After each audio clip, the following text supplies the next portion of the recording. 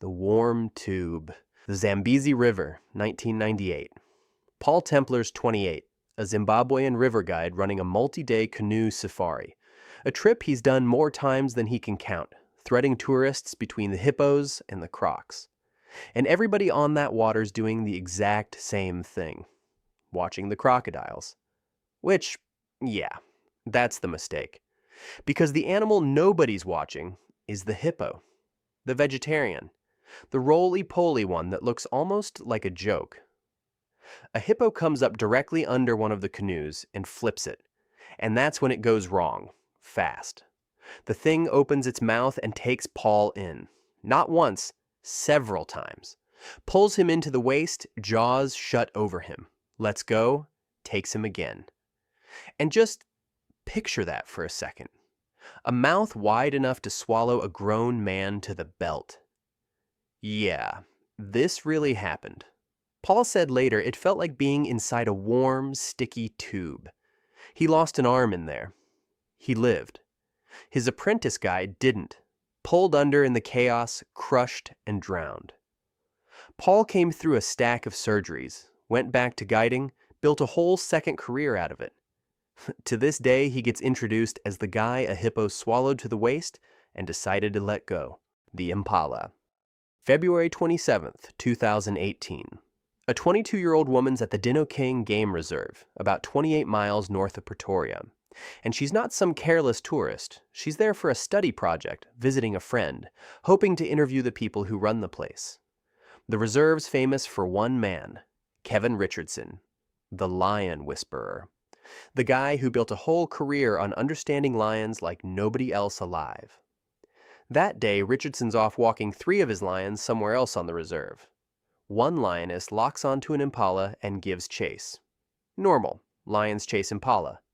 Except she doesn't stop. She blows past it, leaves Richardson behind, and just keeps running. About 2 kilometers, over a mile, off the back of the hunt. The hunt didn't end. It changed targets. She comes up on the young woman by a vehicle, and she's on her before anyone can move, the way a lion brings down prey. The Netcare paramedics who reached her described injuries that were extreme. Bystanders had already tried to resuscitate her. She died at the scene.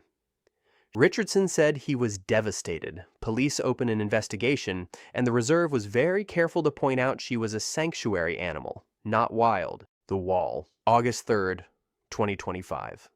Asher Watkins is 52, a wealthy Texas ranch and real estate guy, and a serious trophy hunter. You know the type. He flies out to Limpopo, South Africa, with a professional hunter and a tracker after one specific prize. A Cape buffalo. And here's a fun fact the guides will tell you. They've got a nickname for the Cape buffalo. They call it Black Death. Not as a joke, because it kills hunters. Watkins wants its head on a wall. So, rifle, professional at his side, he stalks a big bull through thick brush, closing the distance quietly through cover. And the brush explodes.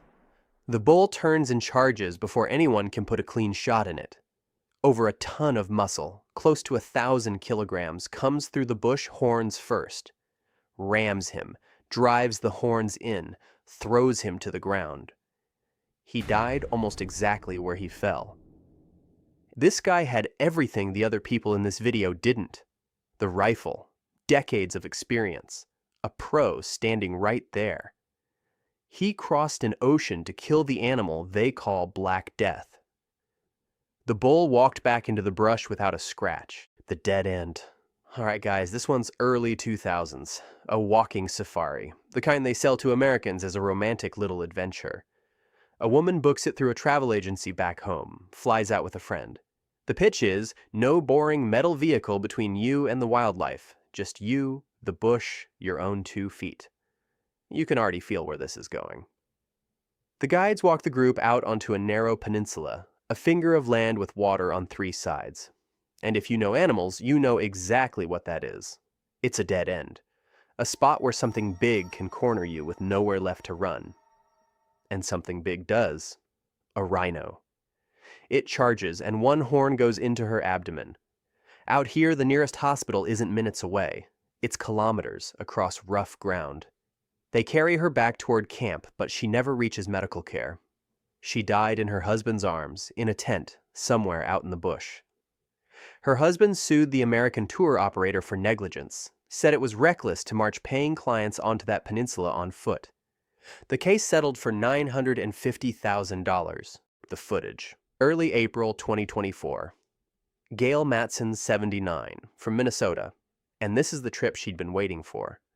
A group safari through Kafue National Park in Zambia. Open truck, big, wide sky. And I want to be clear about this one. She did nothing wrong. She was exactly where the rules say to be. Inside the vehicle. A bull elephant shows up and starts moving toward the truck. And there's footage of this. That's the eerie part. You can watch the driver throw it in reverse, backing off as the elephant closes the gap. Step by step by step. And then it charges. Full speed into the side of the truck, hard enough to flip the whole thing over. The passengers get thrown. 4 of them are hurt and survive. Gail doesn't. She died shortly after of her injuries. The entire charge got caught on video, and it went around the world. The tour operator promised a full safety review. One more photo. July 2024. A Spanish tourists on a self-drive safari through Pilanesberg National Park in South Africa, sharing a car with other travelers. They stopped near a herd of elephants, and not just any herd, one with several calves, a breeding herd. The park rules name this exact situation as one of the most dangerous on the whole reserve and ban it in plain language. His fellow passengers tell him not to. Other visitors tell him not to. He gets out anyway and walks toward the herd for a closer photo. An adult elephant comes for him. He turns to run, and, there's no race. An elephant covers ground faster than a sprinting man. It catches him, knocks him down, tramples him. He died of his injuries. And the thing is, the warning wasn't quiet. His own car was basically yelling it at him. The rule wasn't unclear. He just decided it must have been written for somebody else. The calm part. June 5th, 2024. Lisa Manders, from New Jersey, is on a safari in Zambia with her husband Craig. They'd booked through an American operator, were staying at a lodge, doing activities along a river with hippos in it. And here's the mental trap, right? Everybody pictures safari danger as something with claws, out on the open plains.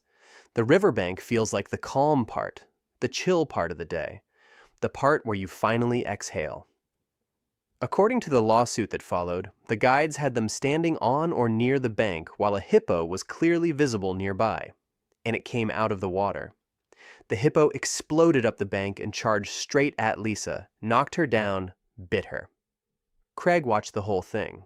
There was nothing anyone could do in time. Craig sued the American operator, African Portfolio, argued the guides were undertrained and that parking guests on the bank next to a visible hippo was a needless, avoidable risk. By the book. Early July 2025. 2 women on a luxury walking safari in South Luangwa National Park in Zambia, near the Big Lagoon Bush Camp. Easton Janet Taylor, 68, from the UK. Alison Jean Taylor, 67, from New Zealand. Early one morning, they're walking with their guides between the camp's facilities. And this is the one that's different, because they did everything right. They weren't wandering off alone. They weren't blowing past a warning. They were on a guided, organized walk, doing exactly what they'd been told. And they walked straight into an elephant cow with a calf. The single thing every safety briefing on Earth marks as a hard no. The cow charges. The guides reportedly even fire warning shots into the air. She comes through them anyway. Both women are knocked down and trampled. The operator announced a thorough review of its walking safari procedures. And look, that's what makes this one sit wrong. There's no lesson to hand you here, no rule they broke. They went by the book. The window, June 1st, 2015. Catherine Chappell's 29, an American visual effects editor. She'd worked on Game of Thrones, on an Emmy-winning team. Her whole job was building convincing danger on a screen.